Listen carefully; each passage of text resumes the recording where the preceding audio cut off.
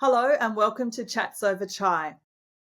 First and foremost, I'd like to acknowledge the Gadigal people of the Eora Nation, the traditional custodians of this land, and pay my respects to their elders past, present and emerging. My name is Lisa Singh and I'm the CEO of the Australia-India Institute.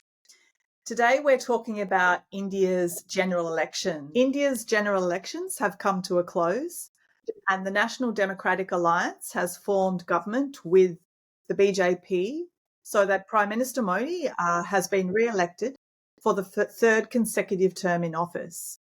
The 2024 election was a democratic exercise unmatched in scale globally and historically, with voting spanning over 6 weeks, staggered across some of India's 28 states and 8 union territories, and nearly 1 billion registered voters. Interestingly, this election had female voters' registration surpassed by male voters, and more than 20 million young voters were added at this election. So I can only imagine that carrying out this massive logistical task was no small feat, and India's electoral law required polling stations to be set up within 2 kilometres of every voter, meaning more than 12 million electoral officials and volunteers were mobilised, helping to facilitate and transport voting machines to the most remote corners of the country. Absolutely fascinating in terms of the scale and complexity of this largest democracy in the world. And of course, all of this was happening while India was in the grips of a severe heat wave. Yeah, voter turnout, did see a slight dip, but still over 642 million people battled that searing temperature of heat to exercise their democratic right. And, I have witnessed myself the excitement of India's elections on social media, flooded with images of Indian voters flaunting the electoral ink on their forefingers. Some voters elected 543 MPs to the Lok Sabha, the lower house of parliament, for a 5-year term to form government. And for the first time since it swept into victory in 2014, the BJP has been returned, but not securing a majority in its own right. Nonetheless, with the support of its alliance partners, it is expected to form government with Prime Minister Modi being re-elected for the third 5-year term as Prime Minister. So now, having seen that world's largest democratic exercise, I'm very excited today to unpack these election results and its implications for India's own future. It's India's own global presence, indeed, and its relations with the world and with Australia by joining with His Excellency Gopal Baglay, India's High Commissioner to Australia. Welcome, High Commissioner. Thank you very much, Lisa. Good afternoon to you, and very good day to you, all your viewers, and all the people in Australia, and all the friends of India and Australia. Wonderful. High Commissioner Gopal Baglay took his posting here in Canberra in Australia in January this year after a distinguished career in the Indian Foreign Service. He has held numerous key positions, including serving most recently as India's High Commissioner to Sri Lanka before taking his role here in Australia. And I have had the privilege of interacting with you, High Commissioner, over the past few months. And it's always a pleasure to engage with you. And today, very much a pleasure to have you on Chats Over Chai. So let's delve into it, High Commissioner. Let's unpack this historic election for India, its complexity involving the conducting the vote and the count, and now the results. What does this mean for the people of India? Thank you very much, Lisa. And you mentioned about our interactions. It's been indeed a privilege and pleasure for me. And today, especially, this I must say is the first podcast that I am joining today on the Indian elections in my current role. Thank you also for the wonderful introduction. And before I start answering your question, may I also acknowledge the traditional custodians of the land where I work here in Australia, in Canberra, and also pay my respect to their elders, past, present, and emerging. And as I always say, as we do also in India. What is there in the people of India in this election outcome? I think the underlying message of aspiration of the people of India for development. This is a vote for Viksit Bharat, for developed India. You would know, and may I mention for the benefit of your viewers, the viewers of this podcast, that when India completed 75 years of its independence in 2022, India got independence in 1947. In 2022, Prime Minister Mr. Modi, who was in his second term as the Prime Minister at that time, gave the call to make India a developed country by the time independent India turns 100, which will be in 2047. So the period of 2022 to 2047, the 25 years, he termed as Amrit Kal. A rough translation would be a golden period, where the efforts would be made to make India a developed nation. In the last 10 years of the NDA government, from 2014 to 19 and then 19 to 24, as you know, your discerning viewers would very well know, India has emerged not only as the largest country, the most populous country in the world, but also the fifth largest economy, among the fastest growing economies, the fastest growing large economy. There are many things in the economy that have really put India on a global map, even in a stronger relief than earlier. But the most important change internally in India, which has happened, and I will say it is just not a change, it is a transformation, is the empowerment of people. In this period, more than 270 million people, I think, have been taken out of poverty, which in itself is a remarkable achievement. But the empowerment has happened with the employment of technology. At many places, we see the debate in the world whether this technology or that, what will be its implications. The leadership of India in its vision and in its approach used technology, deployed technology to empower people. There are many examples of that. And because of that, because of the people centric policies, whether it is in the realm of rural development or housing or water or providing toilets or empowerment through women, I will stress this. It's not empowerment of women, but empowerment through women. I think all these policies have resulted in a very confident and positive mood in India. A realization in people that their aspirations to make India Viksit Bharat by 2047 can really be met with continuity and stability, with continuity of policy. And therefore, I would see that this is a mandate for Viksit Bharat. It is also, as you put it in your introductory remarks, the world's largest democratic exercise. And I say sometimes that it can be bested only by itself in its next edition, because the numbers are, the scale is there.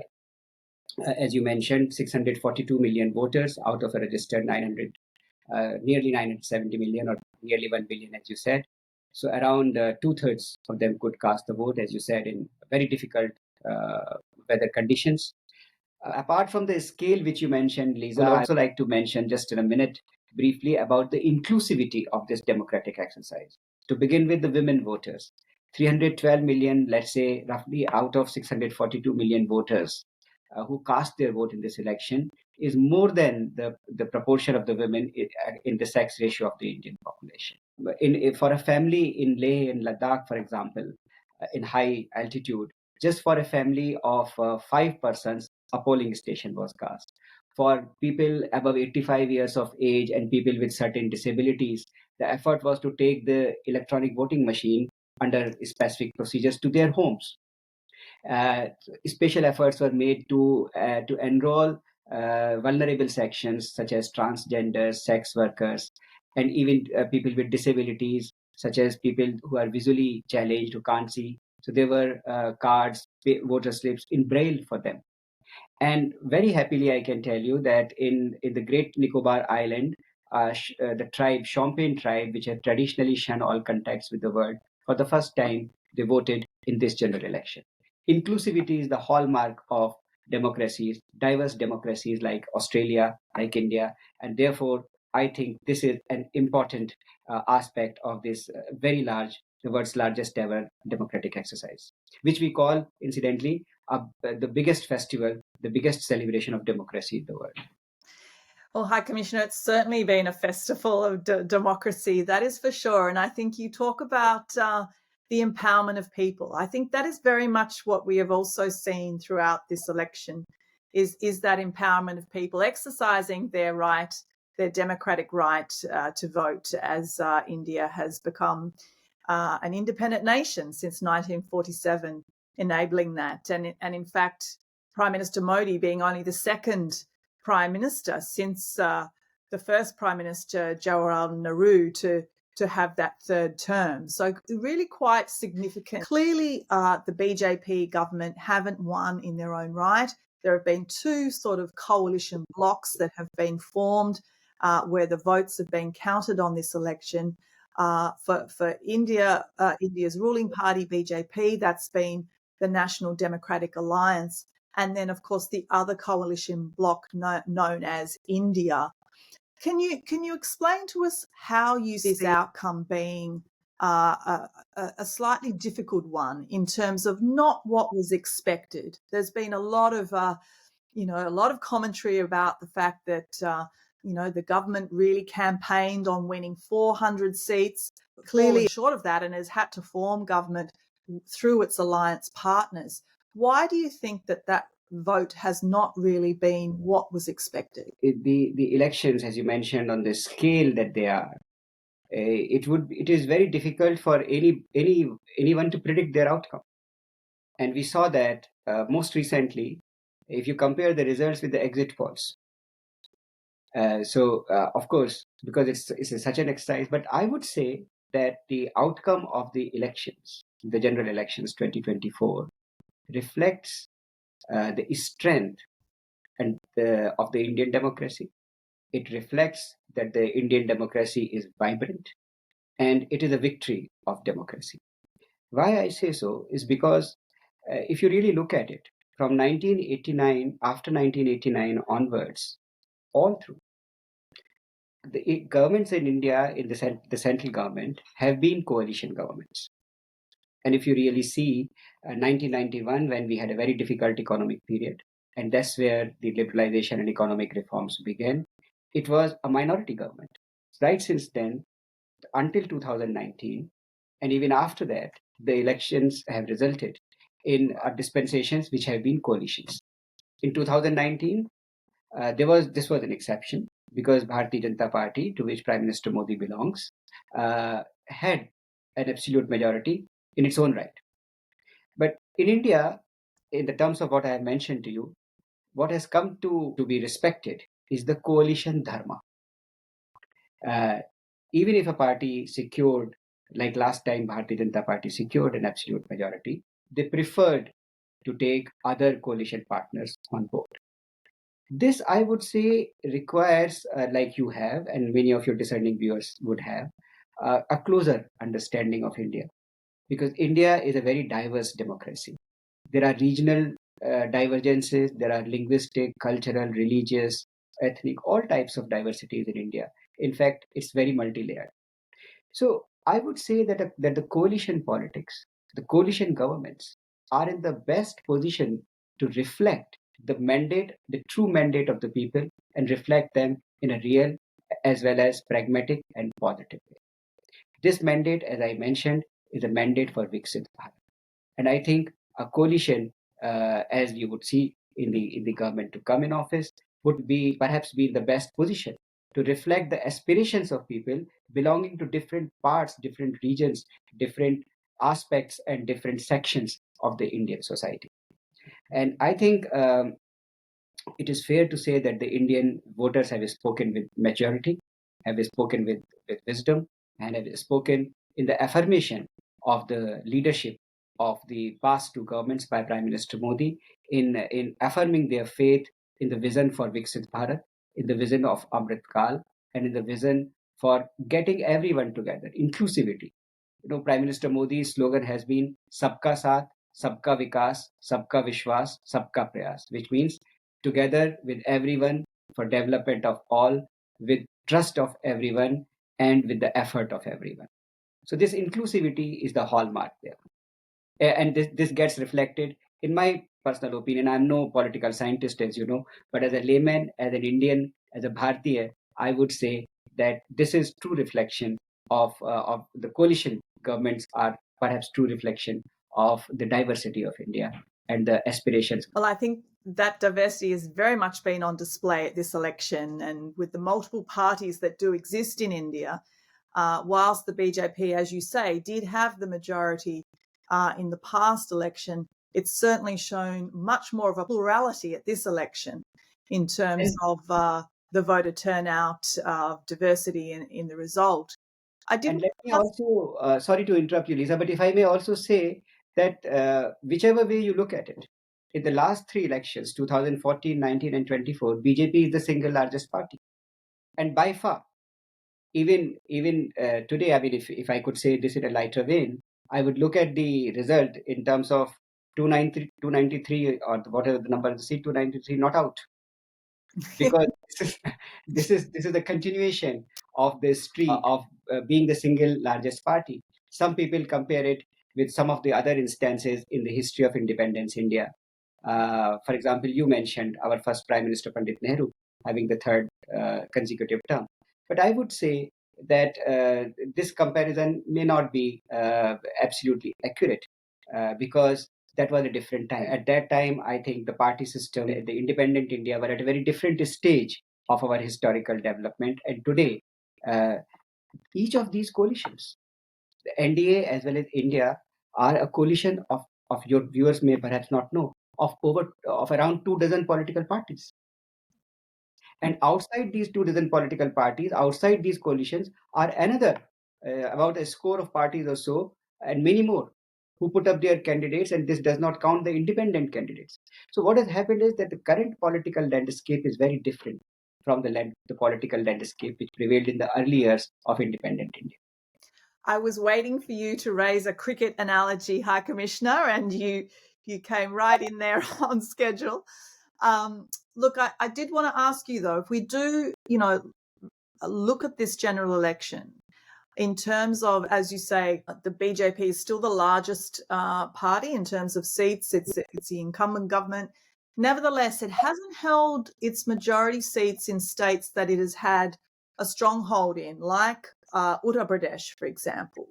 Why do you think that has happened? I'm sorry, I will perhaps not be able to give you an analytical answer to that because for two reasons. A, I am in my current position really not perhaps looking at some of the things in India in a very granular manner. And secondly, I think we are too close to the election results.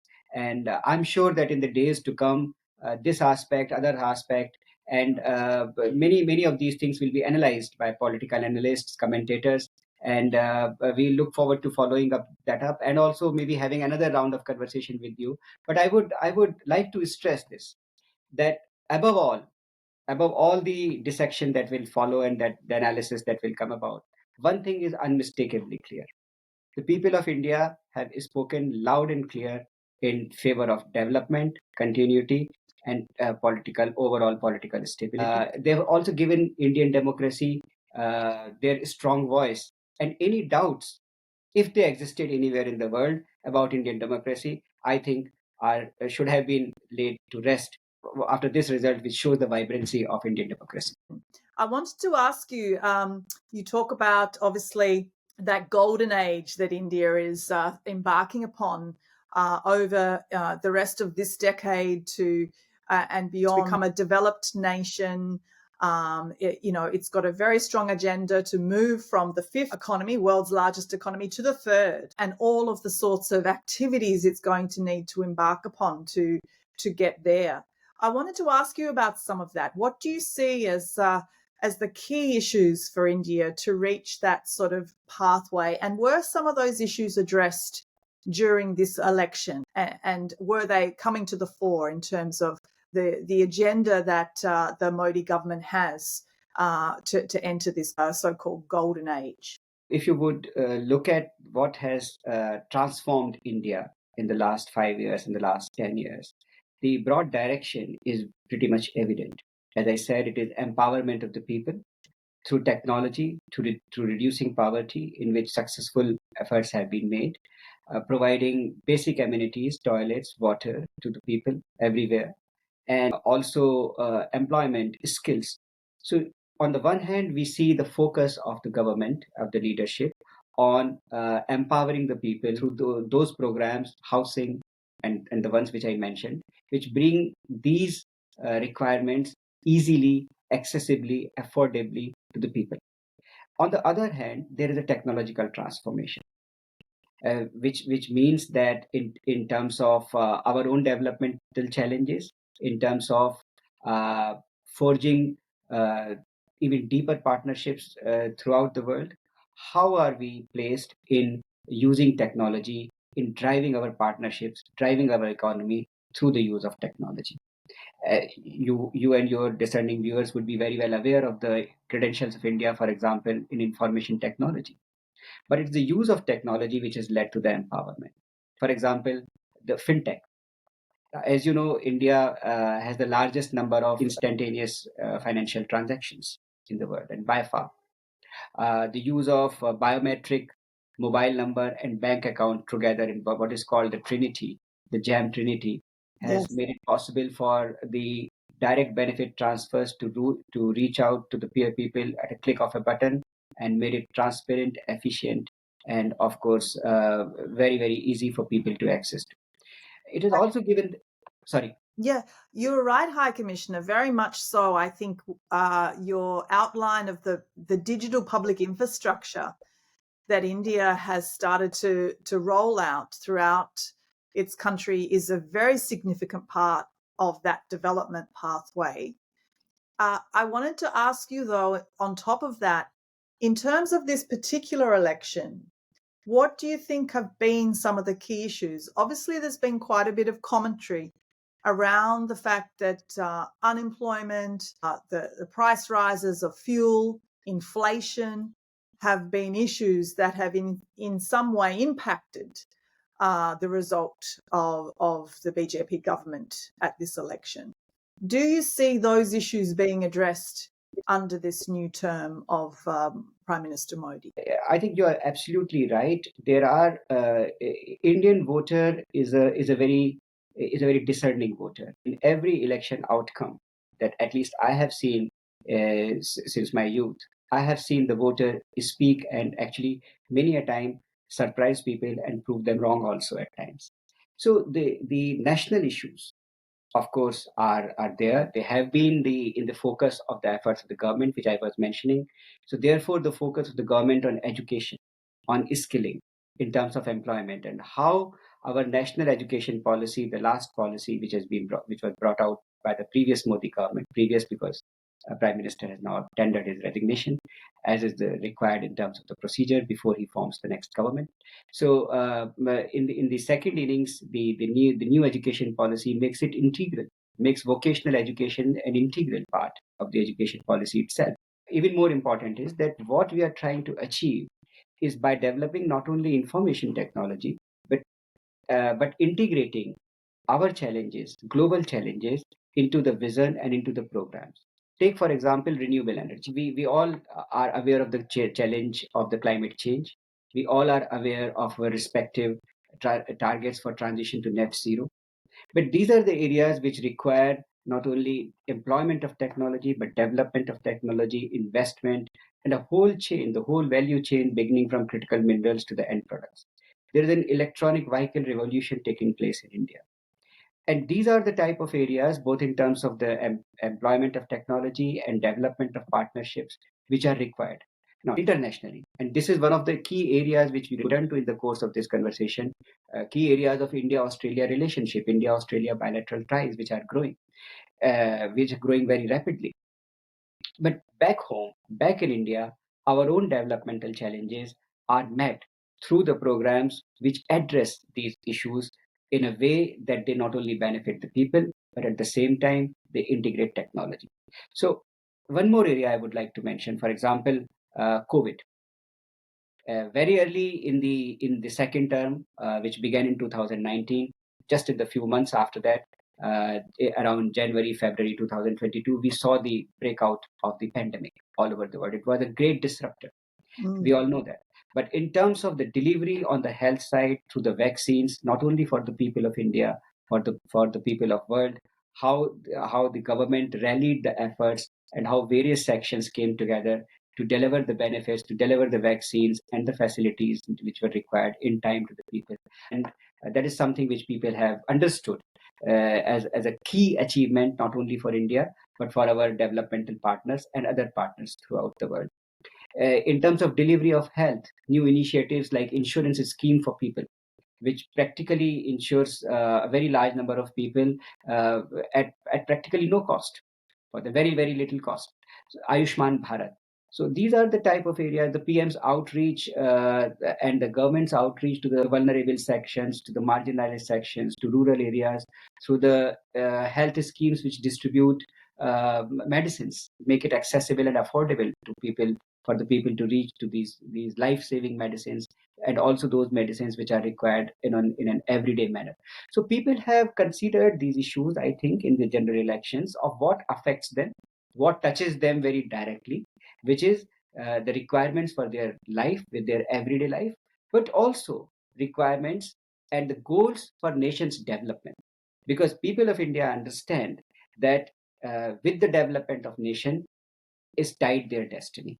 When the nation develops, they also uh, enhance their standard of living, their ease of living, and their chances through higher education, through use of technology. My last point in this regard is, uh, I think, the place of India in the world. In the last 10 years, I think it would be fair to say that India has strengthened its contribution to the world. You are very well aware of the vision of Vasudhaiv Kutumbakam, the ancient Sanskrit phrase which means the whole world is but one family, and we have seen it beginning with the immediate family, which is the neighborhood first, our neighborhood, and then reach out to the world through number of initiatives. The G20, for example, and the way the our developing partners, our partners in the developing world, look upon India, look up to us as a voice, as the voice of the global South.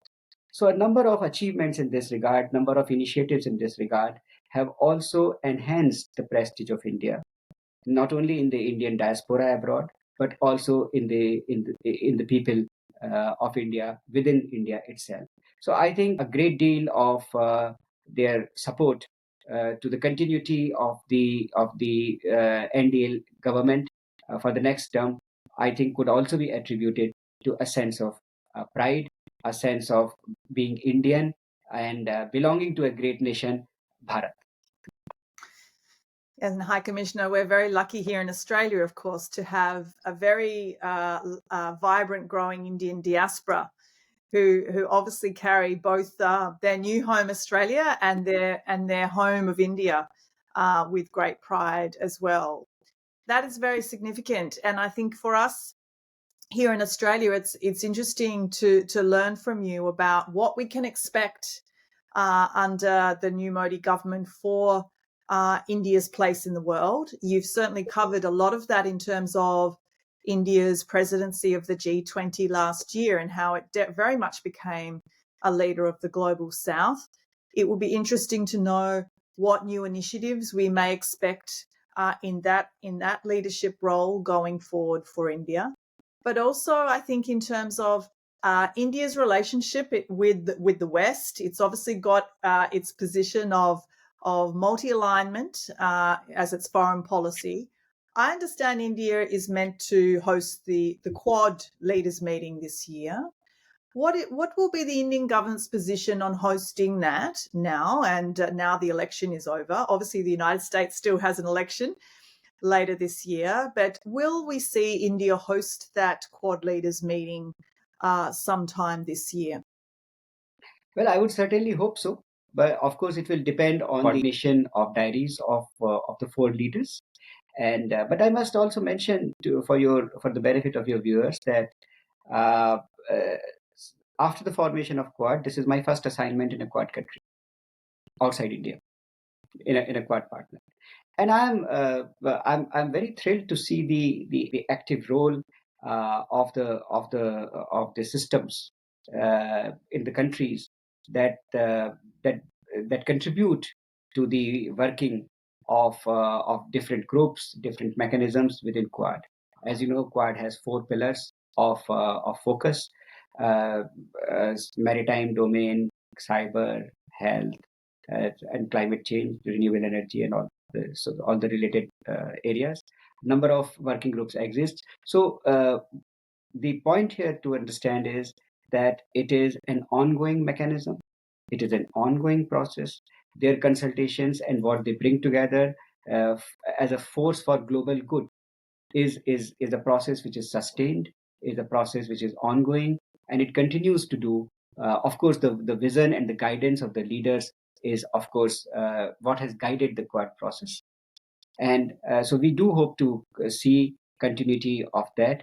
We do hope to see that various mechanisms within the Quad working group will continue to work. And I can tell you that even during my brief tenure here, 4.5 months, I have seen a number of exchanges and interactions being actually held, either in India or in Australia, of different mechanisms. So I think it would be fair to say that as a force for global good, the Quad mechanism continues to work towards fulfilling the vision of the leaders, which have given it the guidance so far. Well, we look forward to that leaders' meeting this year, High Commissioner. I think in terms of force for global good, obviously India has, you've touched on a couple of foreign policies that India has had, and I would assume will continue to have, such as the neighbourhood policy. Another one, of course, is India's Act East policy. And I wanted to ask what we can expect in terms of this new term of the Modi government in shaping that particular policy. Will there be new promotions that India may wish to put out into the region, so to speak, of the Indo-Pacific, for example? New initiatives under that Act East policy. Lisa, if you would permit me, I will not abrogate to myself the right which duly belongs to the people's elected representatives in India. I would perhaps wait to hear from them what their vision would be. Most importantly, from the person who would lead the new government, which is Prime Minister Modi himself, for a record third term, as you mentioned in the beginning of your introduction. So I would wait to hear in terms of various policy pronouncements, but the broad direction is there. Act East has resulted in a significant enhancement of India's engagement with our partners in to the east of India, in the Bay of Bengal, across the Bay of Bengal, in ASEAN countries, in the Indo-Pacific, in the Pacific region, as you also mentioned. There are a number of very valuable traditional partners that we have in this region, but this list has been expanded. It's been expanding. Apart from bilateral relationships which have encompassed more trade, more mutual investment, more people to people exchanges, more connectivity, I would see that, as you mentioned, in a multiple partnership approach. I think whether it is ASEAN or whether there are other regional forums in which India participates, I would expect to see continuation. I would expect to see continuity and active role from India. And in terms of Indo-Pacific, our emphasis will remain on seeing a peaceful, stable, progressive, prosperous region where there is rule-based international order. And I'm very glad that Australia and India consult and cooperate very closely in this regard. Absolutely. I mean, that is very much a hallmark of our relationship as two nations, to ensure we have a peaceful and prosperous Indo-Pacific region. India has very much set ambitious targets under the Panchamrit Action Plan to achieve its net zero emissions targets by 2070. And as you would be aware, we are hosting the Australia-India Institute's inaugural Australia-India Renewables Dialogue next month in Sydney. And this is an area, therefore, of much interest to us.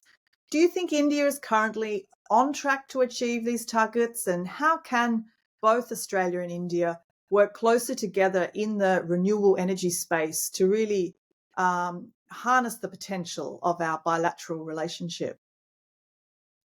India is certainly done a lot in the last 10 years, as you would know, under our renewable energy targets. As you know, it is 500 gigawatt till the year 2030 now, and very ambitious solar target within that. We also have 5 million tons of target for the green hydrogen, which can be, of course, upscaled and further increased. We have also, the government had announced various schemes to encourage investment in these specific areas, productivity linked initiatives or incentives as they are known as. While we have achieved a lot in these spheres, and we are on track to achieve these targets, but in the meantime there are other areas which have come up, which were probably not as prominent as at the time when our domestic initiatives were announced for the first time by Mr. Modi after he became Prime Minister in 2014. For example, electric vehicles. Now, that is a segment which is, as I mentioned, it is booming in India. There is an electric vehicle revolution, both four-wheelers as well as two-wheelers.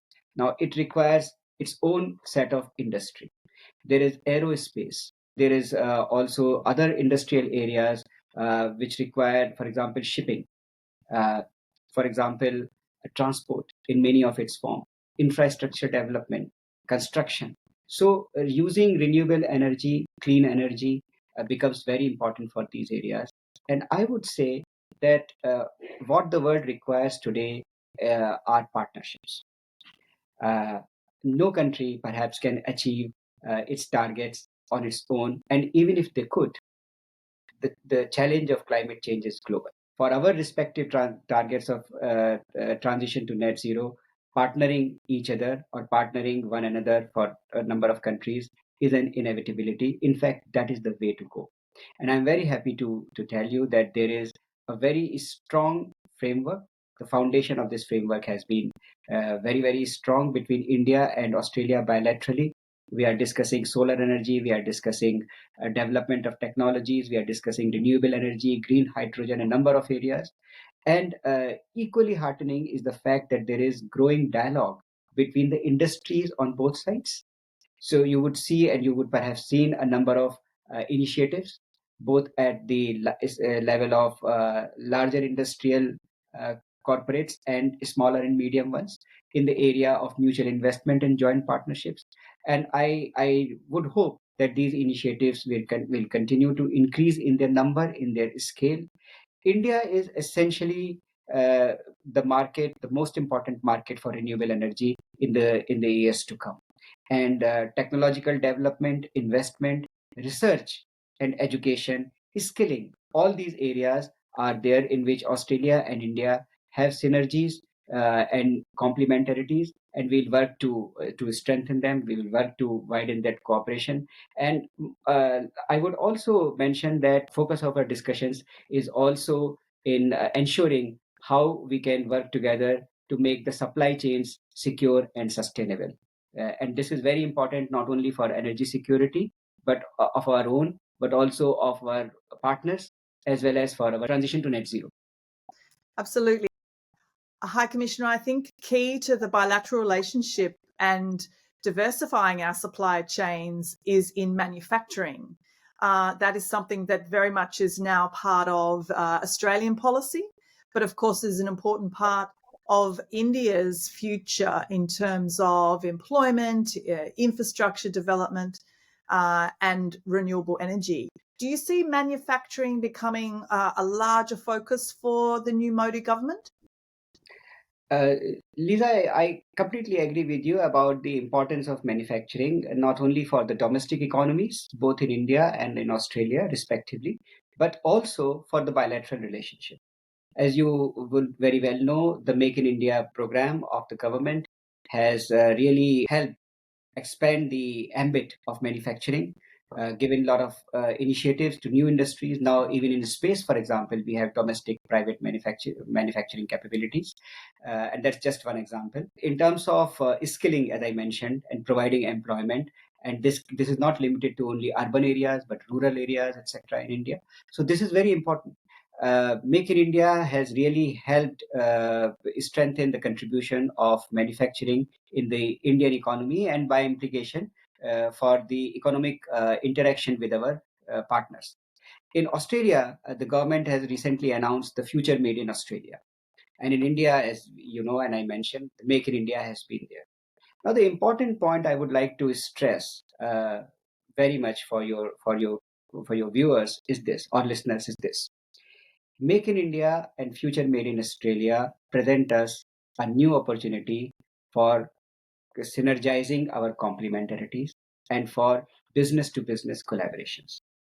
When the businesses of the two countries can get together, and they will not only contribute to their respective Make in India and Future Made in Australia program, but they will be able to see where in the value chains there is a scope for them to synergize. So I see these two programs, Make in India and Future Made in Australia, as collaborative, as potentially contributing to each other's success. Mm. Of course, High Commissioner, Australia really values our relationship with India, and a relationship that has just gone from strength to strength over the last decade.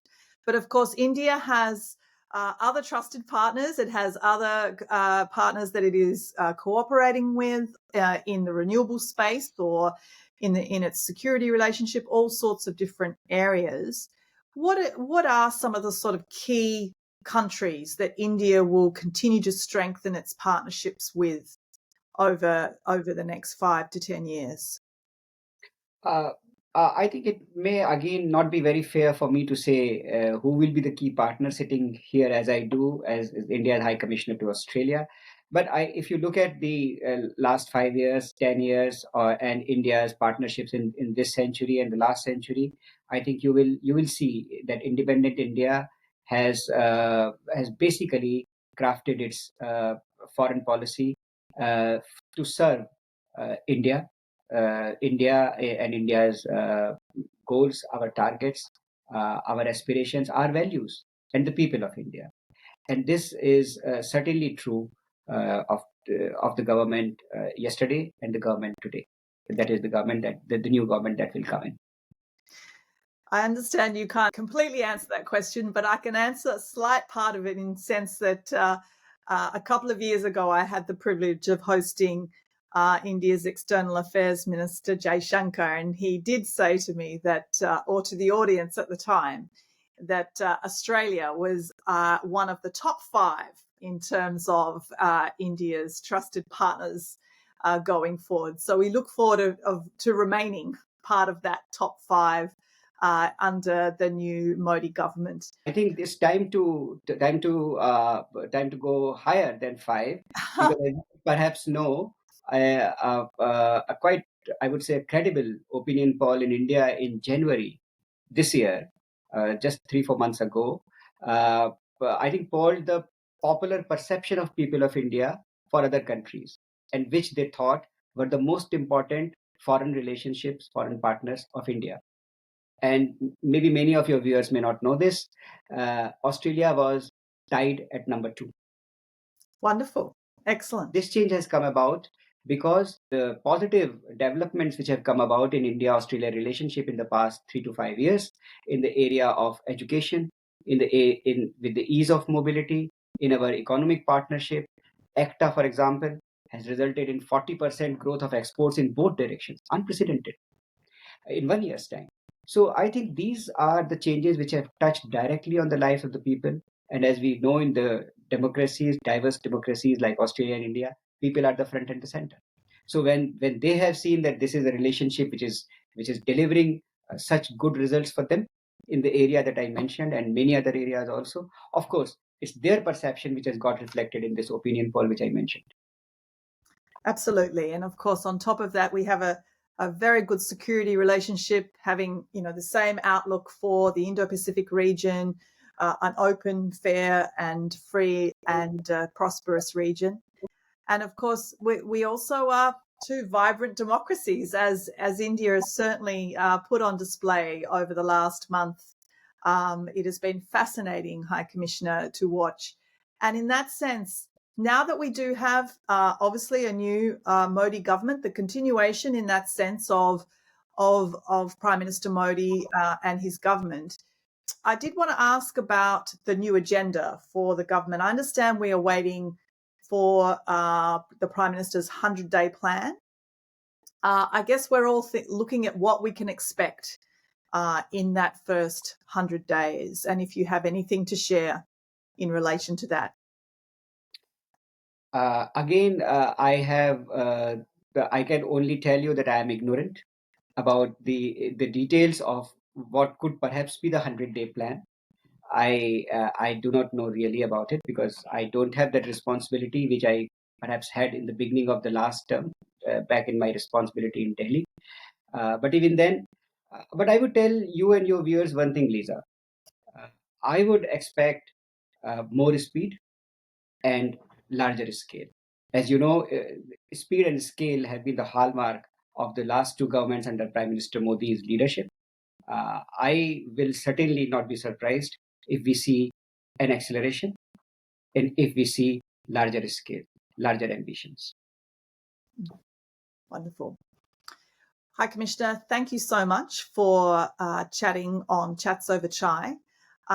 It has been wonderful to unpack India's election, but also India's future path to development and all of the sorts of policies, be it domestic or foreign policy, that will be exercised by the Indian government into its new 5-year term under the return of Prime Minister Modi in his third term as Prime Minister.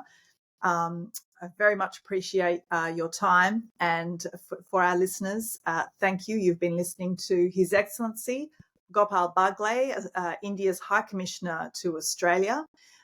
We have unpacked all sorts of activities that India's future will unveil under its new leadership going forward of Prime Minister Modi's third term.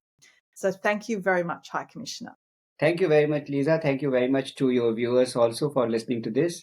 And I feel very proud to be representing India, to be representing Bharat in Australia, and working with the large diaspora that we have here, working with all our friends.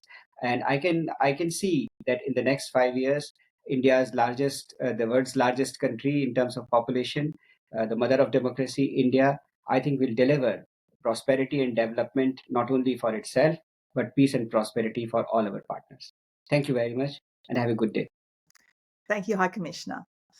Thank you. You have been listening to the Australia-India Institute's Chats Over Chai. You can listen to this podcast wherever you get your podcasts. Thank you, Lisa Singh.